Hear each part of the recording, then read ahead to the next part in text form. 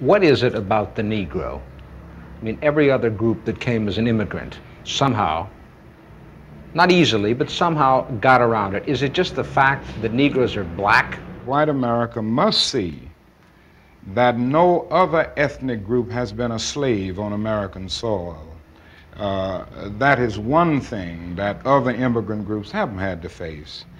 The other thing is that the color became a stigma. American society made the Negro's color a stigma. America freed the slaves in 1863 through the Emancipation Proclamation of Abraham Lincoln, but gave the slaves no land or nothing in reality, and as a matter of fact, to get started on. At the same time, America was giving away millions of acres of land in the West and the Midwest, which meant that there was a willingness to give the white peasants from Europe an economic base.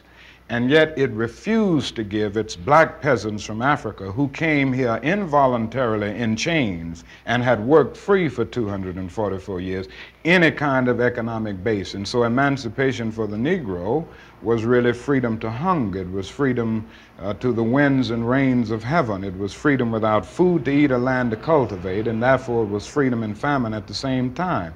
And when white Americans tell the Negro to lift himself by his own bootstraps, they don't look over the legacy of slavery and segregation. I believe we ought to do all we can and seek to lift ourselves by our own bootstraps, but it's a cruel jest to say to a bootless man that he ought to lift himself by his own bootstraps. And many Negroes, by the thousands and millions, have been left bootless as a result of all of these years of oppression and as a result of a society that deliberately made his color a stigma and something worthless and degrading.